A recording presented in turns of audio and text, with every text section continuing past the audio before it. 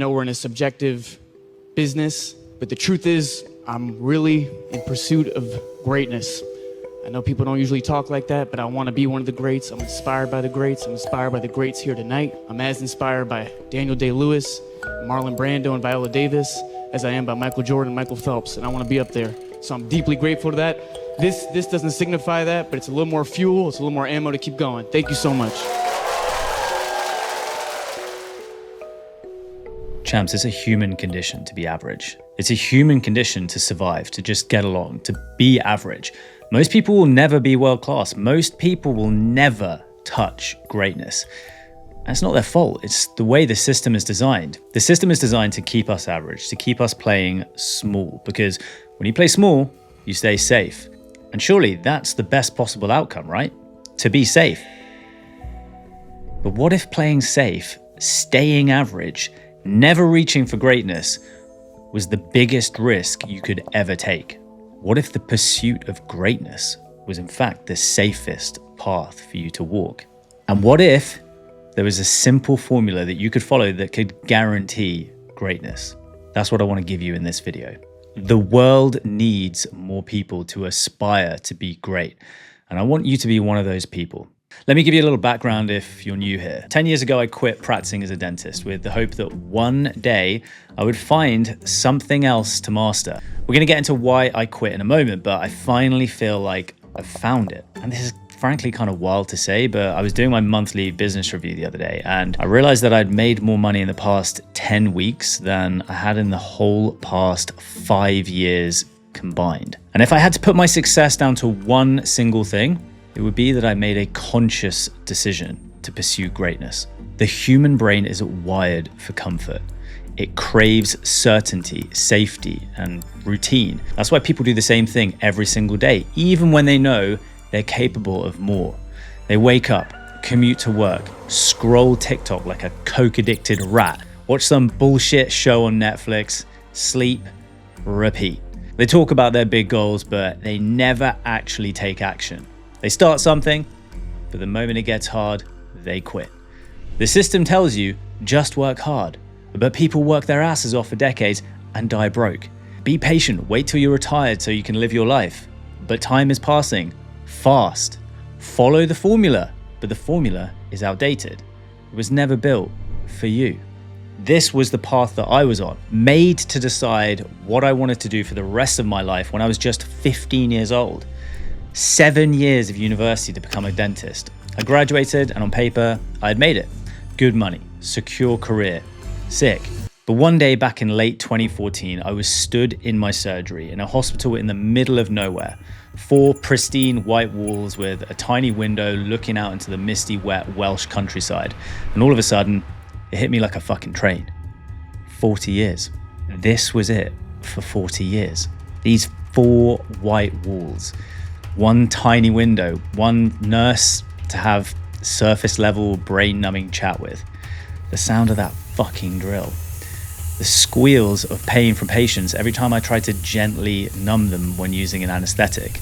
This wasn't the dream I'd hoped for. It was a fucking prison. And all of a sudden I felt like I was suffocating. Right there and then I knew it was over. I then had 2 choices. I could keep playing it safe, stay in the system, continue on this path that I'd already invested 8 years of literal blood, sweat, and tears into. Or I could take a leap of faith and decide to walk another path in the hope that I'll find something else to master, maybe. Well, I chose option 2. Now it's taken 10 years of fucking around, trying so many different things. I've been an airport chauffeur, a barista, a hotel cleaner, cleaning toilets, appointment setter in tech companies. I've been a chef. I've been a sales manager. I've been an analytics consultant for enterprise businesses. I've been an agency owner. But it was only after trying a bunch of different things and slowly building a new set of skills that I finally started to get clarity. It started to become clear to me that my underlying passion was education. When I was a dental student, I was obsessed with these niche online communities of dentists around the world who were all trying to be technically the best that they could be. It was my first taste of seeing people pursuing greatness. And it was my first taste of seeing people pursue mastery as well. And it was addictive. The problem was that when I quit dentistry, I lost that. When I left the medical profession and tried to get my first job, it felt like I'd escaped a bubble where all of a sudden, this is where everyone else is. It was the most liberating feeling ever, but it also meant I had to start from scratch. That first year when I was transitioning out of dentistry was fucking brutal. Every interview I would go to, they just couldn't comprehend why I wanted to quit. They didn't think I was serious, and I could tell that they thought I was insane. I begged 2 super early startups to let me work for them for free as an intern. So I worked Monday to Wednesday in London for free for these 2 tech startups. Then I would leave London at 4 a.m. on a Thursday morning, and I'd drive 5 hours to work Thursday, Friday, and Saturday as a dentist in the middle of buttfuck nowhere in the countryside. Every week, I'd have to spend 2 nights in a shitty old hotel above a pub. I lived like that for 6 months until I finally got offered a full-time job in London. It was, I think, a £22,000 salary with the potential to earn an extra 10 to 15 grand extra as commission. I knew this was the first step I needed to take on a long journey. But looking back, I'm so glad that I took that leap of faith, even though that leap felt like a giant leap backwards. And 18 months ago, things finally started to click. I could finally see where I wanted to head for the first time in 10 years. And that's when I started to see it again. For the first time in 10 years, I could see people in my niche reaching for greatness. So I got studying. And I started to see some clear patterns in the behaviors and mindsets of the creators in my niche aiming for greatness. I knew I had to build a world-class system for myself. And I realized the elite all follow the same simple core principles to pursue greatness. Principle number 1, obsession beats motivation. World-class people aren't motivated. They're obsessed with the process. Kobe Bryant's 4 a.m. workouts, that's not motivation. That's just a built-in obsession. The top 1% don't just work more, they work better.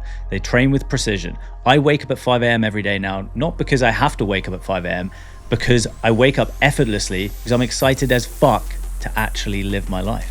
And that's because I've designed my life intentionally. I've built my business around constraints aligned to my core values. I'll give you an example here. So I don't do any sales calls anymore. So it means I don't spend endless hours bleeding through my eyes on Zoom calls, left feeling brain dead by the end of the day. The only times I take calls now are just on Tuesdays and Thursday afternoons with a few of my clients.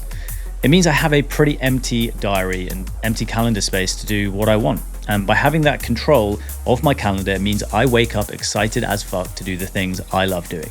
Helping my clients, making content, learning new skills, spending a couple of hours at the gym in the middle of the day, which was my dream when I was stuck in those fucking offices. I have fallen in love with the journey and the process. The outcome, it doesn't matter anymore because I love walking the path more than I love the destination. Principle number 2. Focus is a superpower. I stopped trying to do everything and started focusing on just one high-value skill. For example, I went all in on building my personal brand and just one high-ticket offer instead of chasing distractions or having some ludicrously complex web of businesses and offers. To become world-class at something, you need extreme levels of focus. We live in a world where our attention is constantly getting attacked. Whether it's from other people just stealing your focus with just messages, or the biggest tech companies in the world who have armies of the smartest nerds whose job it is to steal your attention, or just new opportunities, things that sound like a great idea, but in reality, they're just a distraction. Without a doubt, the 2 biggest moves that I made last year was first using an app called Opal to block access to social media messaging apps for the first half of the day. And then secondly, turning all notifications off on my phone, all badges, notifications, and always being in airplane mode. Always. That might sound extreme, but if you want to be great, you need to be the only one owning your attention and focus. Your ability to stay focused on building one world-class thing, shutting off all distractions and operating from proactivity rather than a reactive state, that's the key to unlocking greatness. And principle 3, the 1% rule. Tiny gains equal huge results. Most people think success is about big dramatic breakthroughs. It's not. It's about improving 1% every day. If you do that for a year, you're 37 times better than when you started. Okay, but how do you actually get 1% better every day if you're an entrepreneur? Simple. Through applicable knowledge. Now, as far as I'm concerned, there are two types of knowledge. There's knowledge, which is just knowing information and shit. And then there's applicable knowledge, knowing information that you can actually apply based on your current requirements and circumstances. I've wasted a shitload of time and energy learning stuff that I can't apply. I'll give you a simple example. 2 books here. This one, High Output Management, is about managing teams in large corporations. And I bought this a few years ago when I didn't even have a business, and let alone a team of 100 people to manage. But loads of entrepreneurs recommend this book. So guess what? I read it and I didn't retain any of the knowledge because it wasn't applicable to my situation. And then there's this book, which is Virtual Freedom by Chris Ducker. This is a book about how to hire a virtual assistant. And I bought this book recently when I was hiring my first virtual assistant. The knowledge was immediately applicable. So I have a simple rule that helps me get 1% better every day. Read 10 pages of an applicable book when I wake up. Yes, it is that fucking simple. Now, if you're a creator looking to pursue mastery or greatness too, just click the link below down in the description. You can join my free Skool community. I have a bunch of free courses and resources in there for you to help build your dream life. Next time, we're going to be covering the reality of the cost of success. If it's out already, you can watch it here. And if you want to know the exact roadmap that I used to 10x my business in the past 18 months, you can watch this video over here. Right, champs, that was sick. I'll see you in the next one.